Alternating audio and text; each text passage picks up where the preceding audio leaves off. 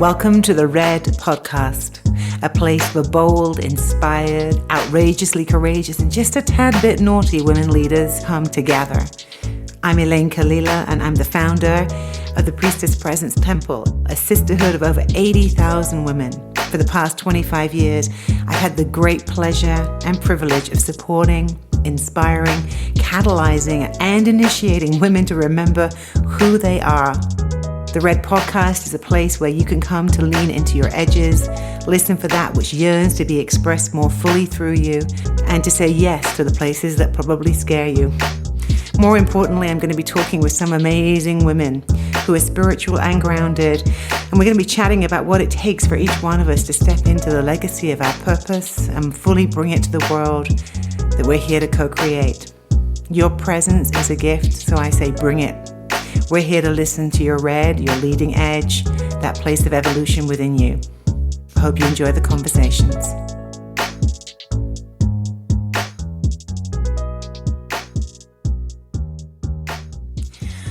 Hello there, my loves. It is Elayne Kalila here, and today I am going to be here to deepen with you around one of the faces of the Inner Magdalene. You may know that we have an amazing quiz that's called the 6 Faces of the Magdalene, and there are 6 different archetypal energies that the Magdalenas are here to anchor on the planet. And today I'm going to be talking about and being in with you this energy that's named as the Rosa Mystica. Love even saying that, the Rosa Mystica. So one of the reasons that I want to presence the Rosa Mystica today is because I just stepped out of running the very, very first in-person retreat that I have run in 2 years. Because of the COVIDian era, the retreats here have been on hiatus. And so this last weekend, I had the great, great honor of sitting inside a profound and beautiful sacred temple space with a number of sisters who traveled here from all over the country to come and deepen into what it means to sit in our hearts, to sit in the depth of receiving and opening the channel of our own being to truly receiving. And it got me really thinking about the nature of what it is to open to receive, and how many of us struggle, are constricted, are in some kind of fight around our ability to be able to receive. And so it got me thinking about that. And as I came out of the weekend, 3 days, a 3-day deep dive journey that's in that liminal space where you really feel like you have traveled for many, many lifetimes, in fact, in timelessness. When we really step into temple, we step into that liminality, into that timelessness where we drop the conventions of our normal everyday lives and we expand our sense of time and space. And in that, I realized that my own being was being filled up, was being fulfilled, was being satiated, was being nurtured and nourished in a way that I had really been missing. This in-person, this in-communion sense of sitting in temple and being held as we all began to open to receive. And so when I got out of the retreat, I had this feeling of this, there's an image in Tarot, and the image is the Ace of Cups. And if you've seen the Ace of Cups in any of the Tarot decks, you're going to know that there's this beautiful chalice that's usually overflowing with flowers, with a golden liquid light. And it's this feeling of the overflowing abundance, the overflowing energetic.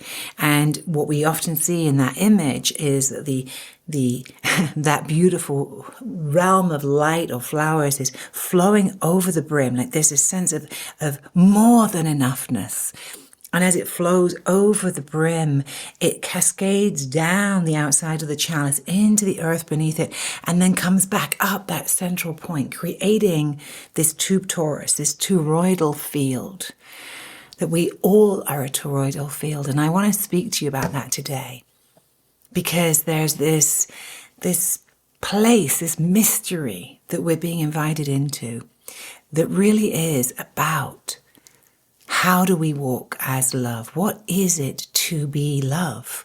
What is love in that context? And it is my sense that really at the center of all of the work of us, all of us who are called as red women here, the core, the fundamental quintessence of why we are here at this time, why we are daring to go to the edge of where we're comfortable, to birth new worlds, to be this light, this love on the planet, is very intimately connected into the vow or the promise to walk as love. Now, this is such an amazing vow. I want you to even feel it for a moment. There are so many parts of my life that have led me to this vow to walk as love. And the Rosa Mystica, as a face of the Magdalene, is the one who brings us into the frequency of liquid gold and pink energy in the heart of that beautiful rose that is the pink gold rose that blooms in our hearts. She is the full bloom of our hearts. Undefended. And there is a divine innocence to this face of the Magdalene, a beauty of unconditional love, love with no conditions. And how many of us, breathe that in for a moment, how many of us truly can say that we know what that unconditional love feels like, both to receive and to give? I want us to really sit with that for a moment. You see, one of the things I'm aware of in my life, and this happened in the temple time that I was just part of, and it happens within the online communities that I'm part of, and within the women that I am mentoring and deep dive coaching and initiating, is that there is this call around the vow to walk as love that has us understand that love is not what we think it is, that love is not what we've been taught it to be, that in fact the love that we have been told about is this romantic love, which is a love that is about ownership, or it's a love about, how another person makes you feel. Or it's a love that is about possession, that has the shadows of jealousy and envy attached to it. This romantic love that we've been told about is really not what love is at all. And in fact, according to the Magdalene, we would talk about there being 144 names for love, and that our life, our human life, is all about discovering where we are not loving and discovering what it would mean to be love in any given situation that we're faced with. So this all sounds very lofty, right? So I want to bring it down to our humanity, to the gritty part of being human. So how do we really open the channel of love within us? Well, it starts, believe it or not, with really looking at all the ways in which you and I choose to shut down to love, where we choose to turn away from, to withhold our love in the giving of it, but not just to withhold giving love, to shut down to receiving love, in all of its forms. And so what does this look like? It looks like us holding beliefs around there not being enough love, or us not deserving to be loved, or the fear that we are not lovable. It looks like us assuming that there's not enough and therefore withdrawing ourselves and shutting ourselves down. It looks like fear. It looks like fear of receiving, fear of letting anyone get close. Or it looks like the belief that there isn't anything out there for you, or that you've been dropped or betrayed or abandoned in some way. So therefore, that's the expectation that you have. And therefore, you are not open to receive something else. The classic one around this is the scarcity, right? And we all know what that feels like. To feel scarcity in our bodies, whether that's scarcity of time, money, relationship, resources, right? And this is a very real thing in the third dimensional life. In our everyday human lives, we've all dealt with this and to some degree or another. You know, I know for me, growing up as a kid in the 1970s in England, I was raised by a single dad, and he was super, super busy working really, really hard to keep a roof over our heads. We didn't have a lot of money. We couldn't often afford to heat the house. Food was there, but it was, you know, closely monitored. We didn't have a washing machine. We didn't have, you know, extra, you know, modern conveniences. He grew all the food. We ate that from the land. You know, I wore my brother's hand-me-down clothes. And this is not to say poor me at all, right? This is just to say that I was raised in a certain environment, probably like many of us, where there wasn't a lot left over, and where there was an installation of this deep set of beliefs in there that the only way I was going to be okay in my life was if I worked really, really, really hard, and that I came from an idea or a set of beliefs that said you have to be careful, you have to watch out, you have to be mindful, you have to constantly make sure that there is enough, and at any moment there might not be enough. Okay, and this was wired into me, and probably wired into many of you who are listening here.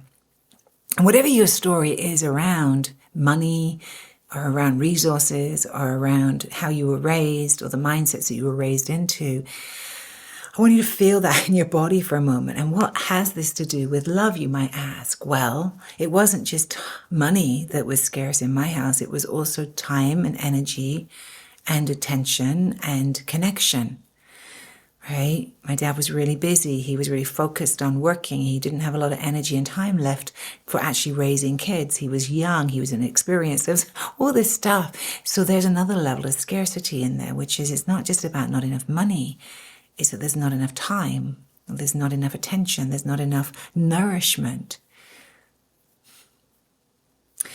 And so this sets up a system in our bodies. And I believe for many of us as women, we carry these messages deep, deep, deep within us.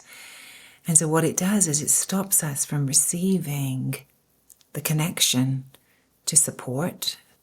It stops us from receiving the connection to everything that's already around us and within us that could nourish and nurture us. It shuts down our channel for receiving. You know, in the mystery school traditions that I'm deeply steeped in from the 13 Moon Mystery School, we start with the Great Mother, and the Great Mother says, I surrender, I receive. And the Rosa Mystica says, I am the bloom of the full flower, the full beautiful rose in your heart that opens her petals to fully receive the sunlight and to fully give of herself to life.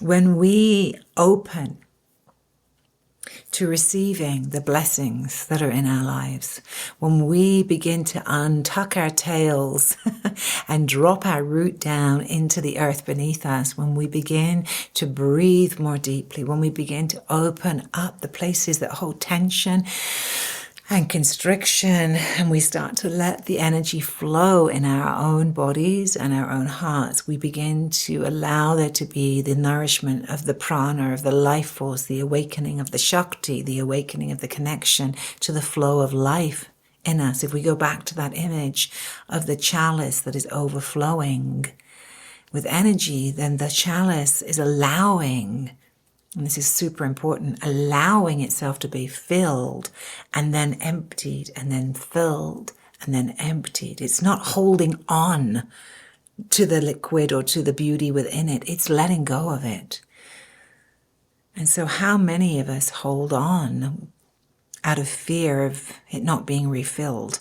How many of us go, no, this is my chalice and I've got to keep this chalice where it is and, hold on to this energy, because if I let it go, if I let it move through me, I'm fearful that it won't be filled up again, or there isn't more where that came from. Whoa, yeah, so feeling that in our bodies. When we close down the channel to receiving from life, we can't see anything but scarcity. And I know this firsthand.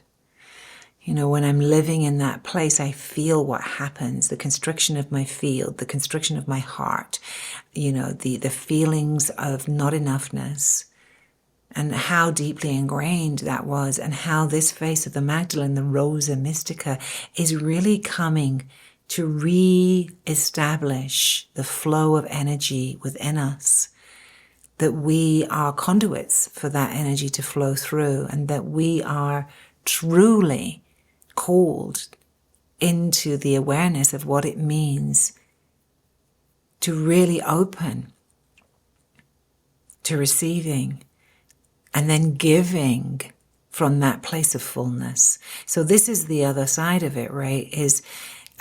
And I find this really fascinating, that, on a biological level, in our brains, we have more receptor sites and we release more dopamine, which is that feel-good hormone, feel-good neurochemical in our brains, the dopamine hit, and more oxytocin when we are giving than when we are receiving.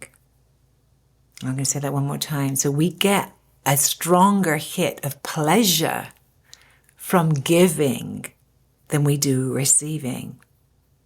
So what that translates into is that we can easily move into this place of giving and giving and giving, because there's a way in which it does feel good. And yet, if we are not open to also receiving, we start to be giving from a chalice that is empty. And this is a circuitry that I'm really talking about, and it's an energetic circuitry. And if you are not open to fully receiving, then you start to give and give from a place in you where it is not being replenished.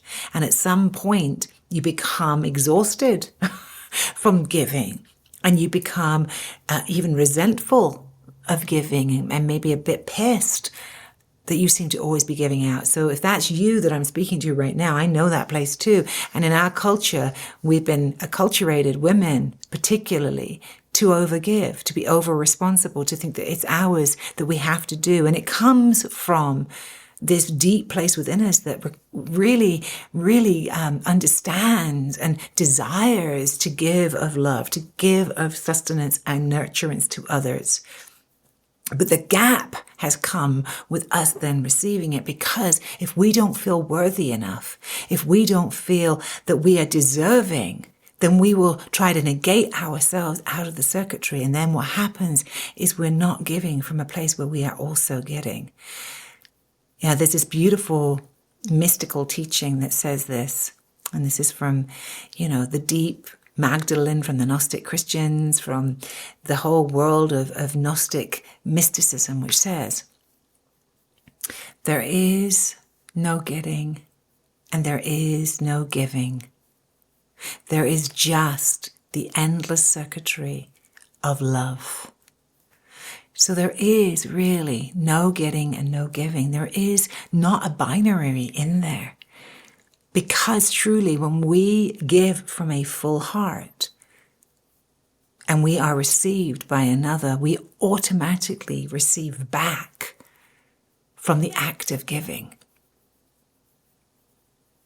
When we receive from another, we also gift back to them that feeling of being received. And this core place of unconditional love is that we open ourselves to both giving of our love and receiving it back through another. And you might see in your mind's eye as I'm speaking this beautiful figure of 8 infinity symbol that's called the lemniscat. This is the dance of the bees and the beehive.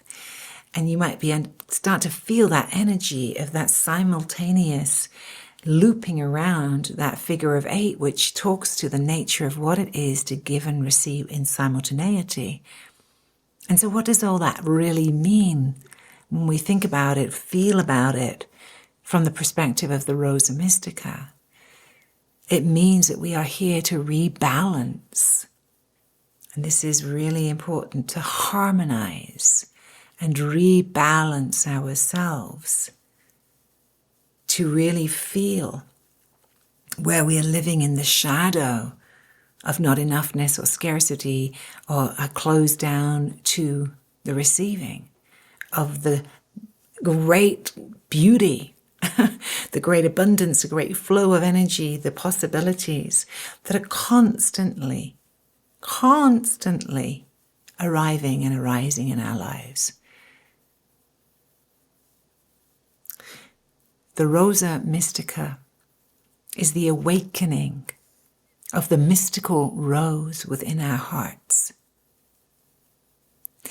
The mystical rose in the heart is that which carries this love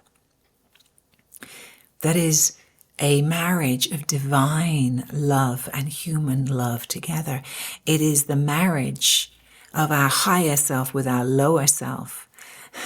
It is a marriage of our overflowing, ever abundant nature as a human being that is awakened to the fact that we live in an energetic, vibrational universe.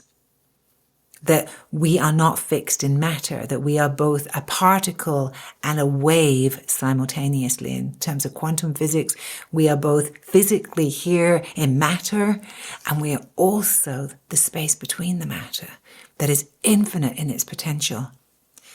You know, one of the goddesses that speaks to this particular principle is from the Hindu tradition, and that's the goddess of Lakshmi. And we all know her as the goddess of abundance, of good fortune, of prosperity. She's often seen sitting on a lotus flower with coins dripping from her and the honeybees around her. And she is the image of overflowing abundance, of love, of nourishment, of sustenance, of beauty, of refinement. And this is all part of what Lakshmi stands for. And as a principle, the Rosa Mystica is the Lakshmi energy. She is that same archetypal energy that is this overflowing of unconditional love. But it's not just the overflowing of unconditional love, it's the right relationship to love. So Rosa Mystica would go to the table of great abundance, like the buffet, the glorious goddess buffet, where every delectable delight is laid out in front of you, beautiful chocolates, gorgeous olives and cheeses and gorgeous food everywhere on this table, libations, and this just cornucopia of the goddess of love, the Rosa Mystica. And she would go to the table and she would take her plate and she would take delectably these refined, gorgeous, beautiful offerings and place them on her plate. But here's the thing. She would never place on her plate more than her need in the moment. So she's not hoarding because it's such an amazing buffet. Why wouldn't she hoard? You know, we go to those hotels, right, where it's all you can eat and you end up getting way, way more than you need. And it kind of feeds this whole idea that, you know, you should be taking more than you actually need in order to get your money's worth, right? There's this weird mentality around it. So in this story, she only takes what she needs, and she takes that and leaves the rest. And there's a balance point of what's sustainable here. And the deeper meaning in that story is that we are constantly attuning to what it is that we need to intake and outtake, to breathe in and to let go. Like this flow of energy is also one that honors the the enoughness, not the greed of like, I've got to hold it on and hoard it, right? But that there's a flow. And I know that when I'm walking inside this energy of the Rosa Mystica, of this face of the divine feminine, one of the deepest teachings is, how do I stay in right relationship to that flow? Where am I shutting down the flow? Where have I turned away from it? Where am I fearful? Where am I caught in an old story? And this is the constant journey of awakening that we are all on. You know, and within my lineage and tradition, you know, sitting in this place of the vow to walk as love has been one of the most challenging and powerful parts of my life. Like, talk about being initiated, and perhaps I'll tell the story another time of how I received that vow and how I got initiated in it, and you know, how it really came into my life. I think that's another podcast episode right there, but serve it to say in this moment that writing the relationship between giving and receiving in our lives is one of the most powerful steps that you can take to rebalancing in your world, to rebalancing all aspects, to bringing that harmony in.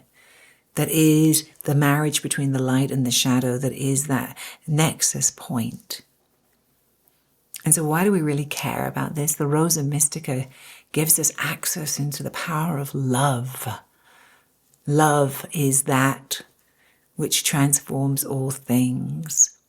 It is an alchemical elixir. An unconditional love literally really means love without condition.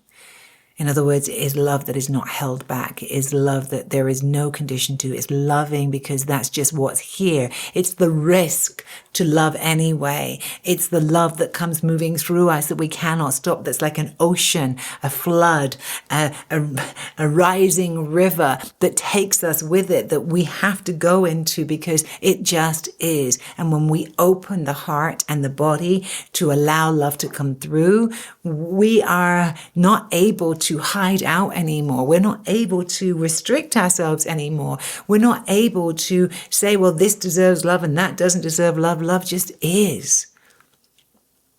And love looks different in every moment. You are that love. That's what the Rosa Mystica has to say to us. And even if you've not had an imprint in your life of unconditional love, because so many of us haven't, right? What the heck would that mean? To actually feel really loved unconditionally. Most of us don't start out life in a family where we are loved unconditionally. Some of us do, and that's a great, great blessing. But many of us, we don't. And so we're seeking out that experience of what it feels like to truly open to the giving and receiving of love without a condition, without a, I'll love you if, I'll love you when, I'll love you if you don't do this or you do this, or this is how much I can love you right now, you know. So, with that said, the Rosa Mystica face of the divine feminine is rising in us to teach us about the nature of love.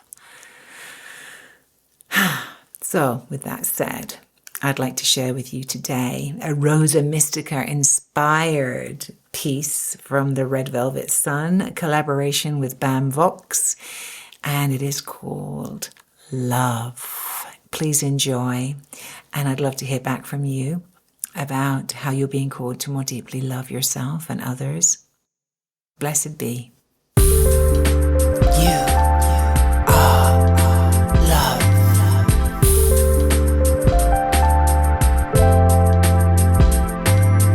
You are love.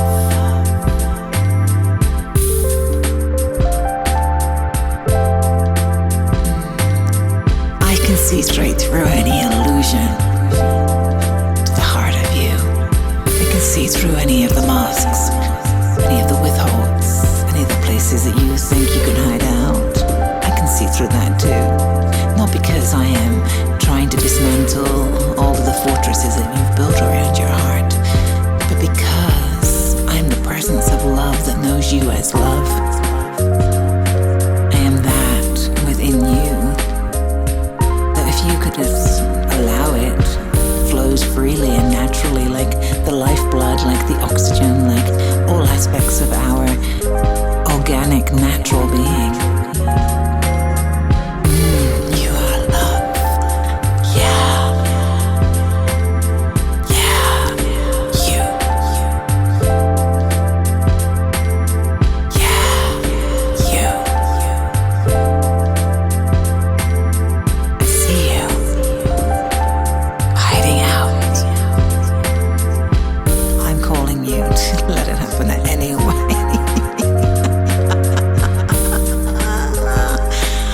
Because when you give it up, when you just let the fuck go and just go, okay, I'm gonna let myself come back to the intoxication of love, then it becomes the most natural thing in the world. And there's this light that comes from you towards others that is so needed. You are that light of love. And if you let that flow within you, then we begin to write something in our world that is so needed. I see that love in you. I know that love in you. I know that place. So whatever it is that you've had in the way to that love flowing more freely within you, and to you receiving love, to you being part of that circuitry of love that wants to get rebalanced on that planet that we all live on, that you are a conduit of love, that you are a fountain of love, and the more that you learn and remember how to receive and give of love simultaneously, the more that you will begin to reignite the flow of love in all things. And that flow of love in all things is in fact the very blood and heart of our existence. Oh, we're so ready. We're so ready for this intoxication of love. Oh, to finally just be open to the flow of love. I want you to feel it with me and risk it.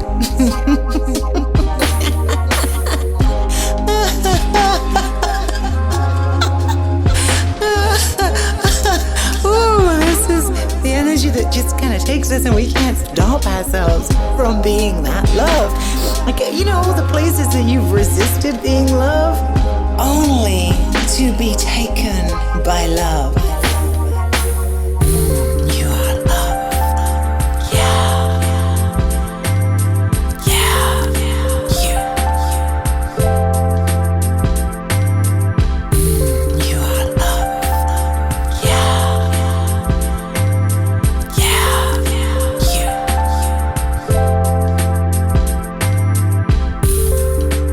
You are love.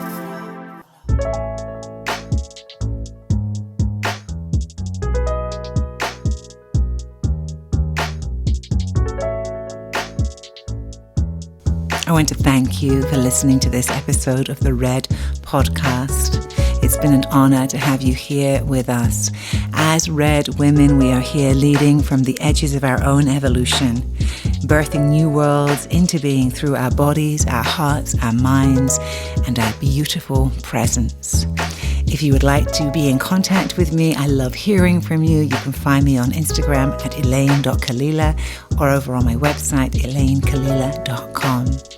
And lastly, I'd like to invite you, if you loved this episode, to go ahead and share this with someone that you think might enjoy it too. It's through us sharing our hearts with one another and inspiring one another that we reveal our red, that evolutionary edge that is just waiting to be fully expressed in all aspects of our world. Until next time, many, many blessings.